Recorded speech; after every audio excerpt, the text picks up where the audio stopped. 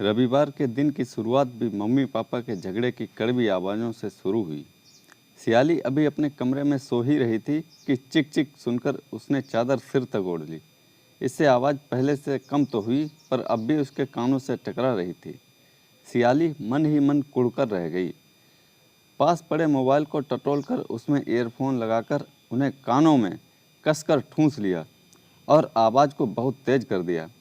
18 साल की सियाली के लिए यह कोई नई बात नहीं थी।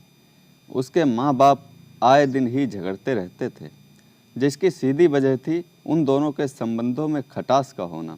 ऐसी खटास जो एक बार ज़िंदगी में आ जाए तो आपसी रिश्तों का खात्मा ही कर देती है।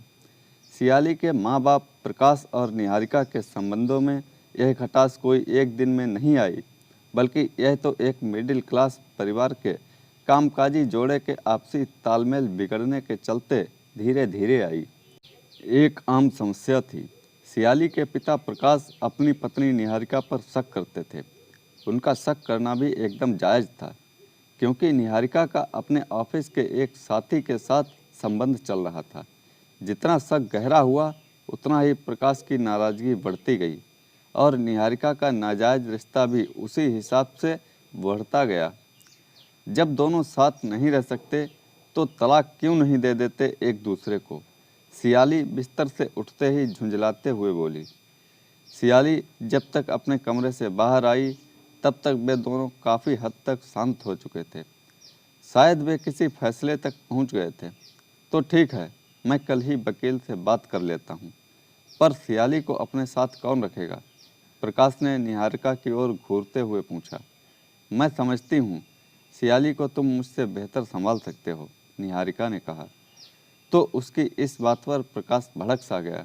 हाँ, तुम तो सियाली को मेरे पल्ले बांधना ही चाहती हो, ताकि तुम अपने उस ऑफिस वाले यार के साथ गुलछर्रे उड़ा सको और मैं एक जवान लड़की के चारों तरफ एक गार्ड बनकर घूमता रहूं।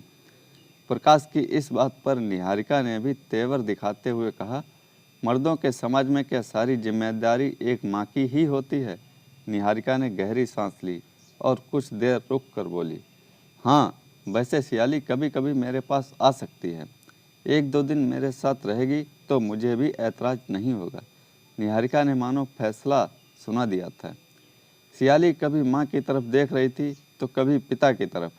उससे कुछ कहते ना बना, पर वह इतना समझ गई थी कि माँ बाप ने अपना अपना रास्ता अलग कर लिया है और उसका वजूद एक पेंडुलम से ज़्यादा नहीं है, जो उन दोनों के बीच एक सिरे से दूसरे सिरे तक डोल रही है। शाम को जब सियाली कॉलेज से लौटी तो घर में एक अलग सी शांति थी। पापा सोफे पर धंसे हुए चाय पी रहे थे, जो उन्होंने खुद ही बनाई थी। उनके चेहरे पर कई महीनों से बनी रहने वाली तनाव की सिकन गायब थी। सियाली को देखकर उन्होंने मुस्कुराने की कोशिश की और बोले, देख ले, तेरे लिए चाय बनी होगी, ले ले और मेरे पास बैठकर पी। सियाली पापा के पास आकर बैठी तो पापा ने अपनी सफाई में काफ़ी कुछ कहना शुरू किया। मैं बुरा आदमी नहीं हूँ, पर तेरी मम्मी ने भी तो गलत किया था।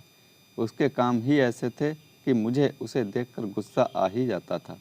और फिर तेरी माँ ने भी तो रिश्तों को बिगाड़ने में कोई कसर नहीं छोड़ी थी। पापा की बातें सुनकर सियाली से भी नहीं रहा गया और वह बोली, मैं नहीं जानती कि आप दोनों में से कौन सही है और कौन गलत है, पर इतना ज़रूर जानती हूँ कि शरीर में अगर नासूर हो जाए तो ऑपरेशन ही सही रास्ता और ठीक इलाज होता है। बाप बेटी ने कई दिनों के बाद आज खुलकर बात की थी। पापा की बातों में माँ के प्रति नफरत और गुस्सा ही छलक रहा था, जिसे सियाली चुपचाप सुनती रही थी। अगले दिन ही सियाली के मोबाइल पर माँ का फ़ोन आया और उन्होंने सियाली को अपना पता देते हुए शाम को उसे अपने फ्लैट पर आने को कहा, जिसे सियाली ने खुशी खुशी मान भी लिया था और शाम को माँ के पास जाने की सूचना भी उसने अपने पापा को दे दी, जिस पर पापा को भी कोई ऐतराज़ नहीं हुआ। शाम को सियाली माँ के दिए पते पर पहुँच गई। पता नहीं क्या सोचकर उसने गुलाब का फूल एक बुके खरीद लिया था और वह फ्लैट नंबर 111 में पहुँच गई। सियाली ने डोरबेल बजाई, दरवाज़ा माँ ने ही खोला था। अब चौंकने की बारी सियाली की थी।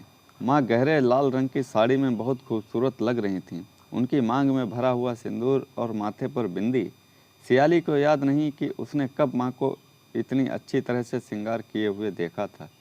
हमेशा सादा बेस में ही रहती थी माँ और टोकने पर दलीलें देती थीं, अरे हम कोई ब्राह्मण ठाकुर तो हैं नहीं जो हमेशा श्रृंगार ओढ़े रहें।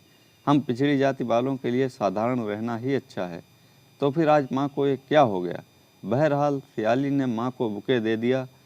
माँ ने बड़े प्यार से कोने में रखी एक मेज पर उसे सजा दिया।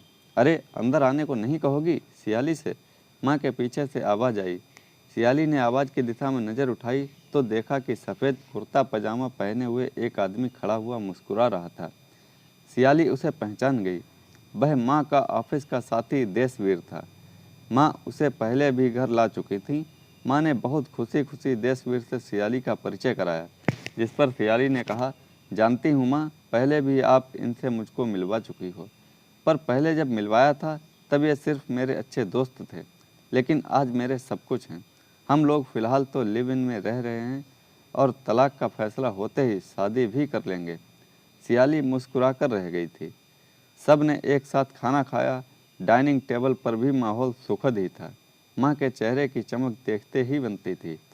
सियाली रात को माँ के साथ ही सो गई और सुबह वहीं से कॉलेज के लिए निकल गई। चलते समय माँ ने उसे 2000 रुपये देते हुए कहा, रख ले, घर जाकर पिज्ज़ा ऑर्डर कर देना। कल से लेकर आज तक माँ ने सियाली के सामने एक आदर्श माँ होने के कई उदाहरण पेश किए थे, पर सियाली को यह सब नहीं भा रहा था। फिलहाल तो वह अपनी ज़िंदगी खुलकर जीना चाहती थी। इसलिए माँ के दिए गए पैसों से वह उसी दिन अपने दोस्तों के साथ पार्टी करने चली गई। सियाली, आज तू यह किस खुशी में पार्टी दे रही है? महक ने पूछा। बस यूँ समझो कि आज़ादी की पार्टी है, कहकर सियाली मुस्कुरा दी।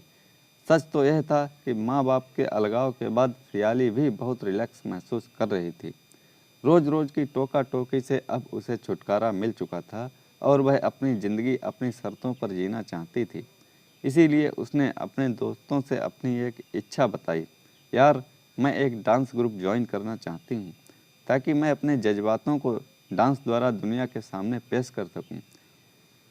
इस पर उसके दोस्तों ने उसे और भी कई रास्ते बताए जिनसे वह अपने आप को दुनिया के सामने पेश कर सकती थी, जैसे डाइनिंग, सिंगिंग, मिट्टी के बर्तन बनाना। पर सियाली तो मौज मस्ती के लिए डांस ग्रुप ज्वाइन करना चाहती थी, इसलिए उसे बाकी के ऑप्शन अच्छे नहीं लगे। सियाली ने अपने शहर के डांस ग्रुप इंटरनेट पर खंगाले तो डिवाइस डांसर नाम का एक डांस ग्रुप ठीक लगा, जिसमें 4 मेंबर लड़के थे और एक लड़की थी। सियाली ने तुरंत ही वह ग्रुप ज्वाइन कर लिया और अगले दिन से ही डांस प्रैक्टिस के लिए जाने लगी और इस नई चीज़ का मज़ा भी लेने लगी। इस समय सियाली से ज़्यादा खुश कोई नहीं था। वह तानाशाह हो चुकी थी, ना बाप का डर और ना माँ का और ना ही कोई टोकने वाला। वह जब चाहती घर जाती और अगर नहीं भी जाती तो कोई पूछने वाला नहीं था। उसके माँ बाप का तलाक क्या हुआ, सियाली तो एक ऐसी चिड़िया हो गई जो कहीं भी उड़ान भरने के लिए आज़ाद थी। एक दिन सियाली का फ़ोन बज उठा। यह पापा का फ़ोन था। सियाली, तुम कई दिन से घर नहीं आई, क्या बात है, कहाँ हो तुम? पापा, मैं ठीक हूँ और डांस सीख रही हूँ, पर तुमने बताया नहीं कि तुम डांस सीख रही हो। ज़रूरी नहीं कि मैं आप लोगों को सब बातें बताऊँ। आप लोग अपनी ज़िंदगी अपने ढंग से जी रहे हैं, इसलिए मैं भी अब अपने हिसाब से ही जीऊँगी। इतना कहकर सियाली ने फ़ोन काट दिया, पर उसका मन एक अजीब सी खटास से भर गया था। डांस ग्रुप के सभी सदस्यों से सियाली की अच्छी दोस्ती हो गई थी, पर पराग नाम के लड़के से उसकी कुछ ज़्यादा ही पटने लगी थी। पराग स्मार्ट था और पैसे वाला भी। वह सियाली को गाड़ी में घुमाता और खिलाता पिलाता। उसकी संगत में सियाली को भी सिक्योरिटी का एहसास होता था। एक दिन पराग और सियाली एक रेस्टोरेंट में गए। पराग ने अपने लिए एक बियर मंगवाई और सियाली से पूछा, तुम तो कोल्ड ड्रिंक लोगी ना सियाली? खुद तो बियर पियोगे और मुझे बच्चों वाली ड्रिंक? मैं भी बियर पीऊँगी, कहते हुए सियाली के चेहरे पर एक अजीब सी शोखी उतर आई थी। सियाली की इस अदा पर पराग भी मुस्कुराए बिना ना रह सका और उसने एक और बियर ऑर्डर कर दी। सियाली ने बियर से शुरुआत जरूर की थी, पर उसका यह शौक धीरे धीरे विस्की तक पहुंच गया था। अगले दिन डांस क्लास में जब वे दोनों मिले तो पराग ने एक सुर्ख गुलाब सियाली की ओर बढ़ा दिया और बोला, सियाली, मैं तुमसे बहुत प्यार करता हूँ और तुमसे शादी करना चाहता हूँ। यह सुनकर ग्रुप के सभी लड़के लड़कियाँ तालियाँ बजाने लगे। सियाली ने भी मुस्कुराकर पराग के हाथ से गुलाब ले लिया और कुछ सोचने के बाद बोली, लेकिन मैं शादी जैसी किसी बेहुदा चीज़ के बंधन में नहीं बंधना चाहती। शादी एक सामाजिक तरीका है दो लोगों को एक दूसरे के प्रति ईमानदारी दिखाते हुए ज़िंदगी बिताने का। पर क्या हम ईमानदार रह पाते हैं? सियाली के मुंह से ऐसी बड़ी बड़ी बातें सुनकर डांस ग्रुप के लड़के लड़कियां शांत हो गए थे। सियाली ने थोड़ा सा रुक कर कहना शुरू किया, मैंने अपने माँ बाप को उनकी शादीशुदा ज़िंदगी में हमेशा लड़ते ही देखा है, जिसका खात्मा तलाक के रूप में, और अब मेरी माँ अपने प्रेमी के साथ लिव इन में रह रही हैं और पहले से कहीं ज़्यादा खुश हैं। हुआ पराग यह सुनकर तपाक से बोला, मैं भी तुम्हारे साथ लिव इन में रहने को तैयार हूँ। तो सियाली ने उसे झट से स्वीकार कर लिया। कुछ दिन बाद ही पराग और सियाली लिव इन में रहने लगे, जहाँ वे जी भरकर जिंदगी का मजा ले रहे थे। पराग के पास पैसे की कोई कमी नहीं थी।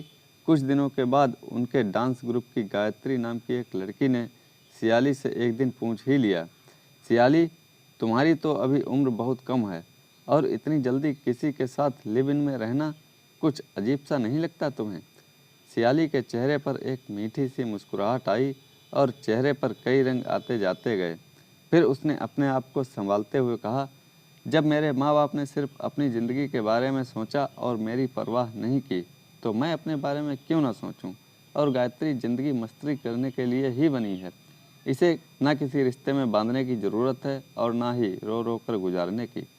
मैं आज पराग के साथ लिव इन में हूँ और कल मन भरने के बाद किसी और के साथ रहूँगी और परसों किसी और के साथ। उम्र का तो सोचो ही मत, बस मस्ती करो। सियाली यह कहते हुए वहाँ से चली गई, जबकि गायत्री अबाक सी खड़ी रह गई। तितली कभी किसी एक फूल पर नहीं बैठती, वह कभी एक फूल पर तो कभी दूसरे फूल पर और कभी तीसरे फूल पर। तो इतनी चंचल होती है और इतनी खुश रहती है। रंग बिरंगी तितली, ज़िंदगी से भरपूर तितली। तो दोस्तों, कैसी लगी ये कहानी? लाइक करें, कमेंट में बताएं और चैनल को सब्सक्राइब करना ना भूलें। धन्यवाद।